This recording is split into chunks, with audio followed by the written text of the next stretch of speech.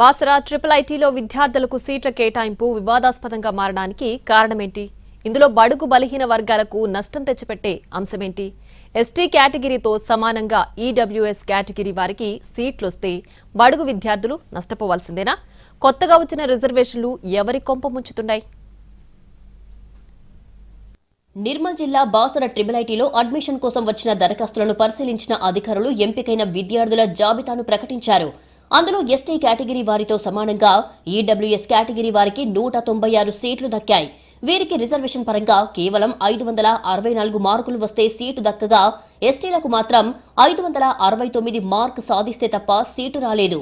BCB కేటగిరీకి మాత్రం 578 మార్కులు రావాల్సి ఉంది. ఈడబ్ల్యూఎస్ వారికి 540 వచ్చినా ట్రిపుల్ ఐటీలో సీటు సాధించారు. అదే బీసీబీలో మాత్రం ఓ విద్యార్థినికి 10వ తరగతిలో 552 మార్కులు వచ్చినా ఆమెకు మాత్రం ట్రిపుల్ ఐటీలో సీటు రాలేదు. అన్ని రిజర్వేషన్ కేటగిరీల కంటే అత్యంత తక్కువ కట్ ఆఫ్ మార్కులు ఉన్నది మాత్రం ఈడబ్ల్యూఎస్ కు మాత్రమే.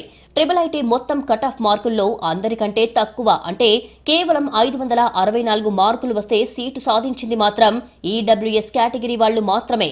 దీంతో బడుగు బలహీన వర్గాల విద్యార్థులు ఆందోళన వ్యక్తం చేస్తున్నారు. రిజర్వేషన్లకు అనుగుణంగా ఓసీల్లో 15 మంది, ఈడబ్ల్యూఎస్ వారు 196 మంది, బీసీఏ 161 మంది, బీసీబీ 386 మందికి సీట్లు వచ్చాయి. ఎస్సీ1 కేటగిరీలో 19 మందికి, ఎస్సీ2 కేటగిరీలో 156 మందికి, ఎస్సీ3 111 మందికి సీట్లు దక్కాయి. ఎస్టీల్లో 196 మందికి మాత్రమే సీట్లు దక్కాయి. ఓసీ, ఈడబ్ల్యూఎస్ కలిపి 211 సీట్లు సాధించారు. అంటే ఎస్టీ కేటగిరీ కంటే ఓసీ వాళ్లకు దక్కింది అదనంగా 15 సీట్లు. మొత్తం 1690 సీట్లలో ఈడబ్ల్యూఎస్ ఓపెన్ వారికి దక్కిన సీట్ల సంఖ్య సుమారు 211గా ఉంది. తమకు తీరని అన్యాయం జరుగుతుందని బడుగు బలహీన వర్గాలు ఆవేదన చెందుతున్నాయి. ఈడబ్ల్యూఎస్ కోటా పేరుతోటి కేంద్ర ప్రభుత్వం తీసుకొచ్చిన దాంట్లో 10% ఈడబ్ల్యూఎస్ కోటా కింద కేటాయిస్తున్న పరిస్థితి ఉంది. ఆ ఈడబ్ల్యూఎస్ కోటాలో నిన్న ట్రిపుల్ ఐటీ బాసర కింద 196 మంది ఈడబ్ల్యూఎస్ కింద సీట్లు సంపాదించడం జరిగింది. అలాగే ఎస్టీకి సంబంధించి మనం చూసుకుంటే కూడా 196 మంది ఈరోజు సీట్లు రావడం జరిగింది.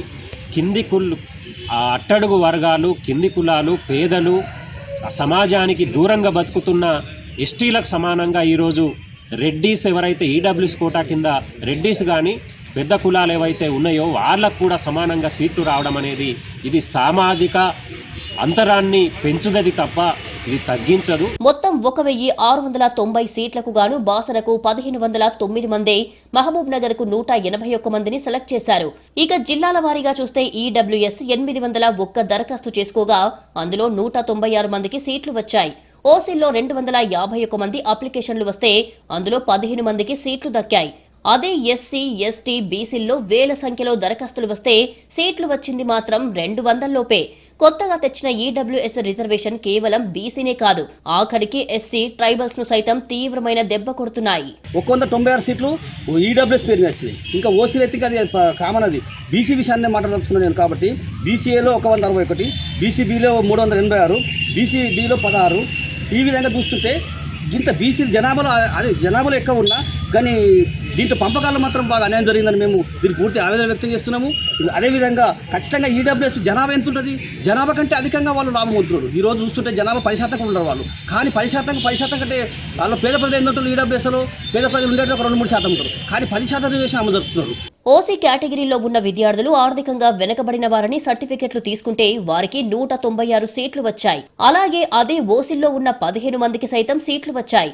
వాస్తవానికి నిజంగా వారు ఆర్థికంగా వెనకబడిన వారేనా అనే ఆధారాలు చూడాలి, లేదా సర్టిఫికెట్లు సృష్టించారా అనేది పక్కన పెడితే అసలు ఆ రిజర్వేషన్ తొలగించాలని మిగతా వర్గాలు డిమాండ్ చేస్తున్నాయి.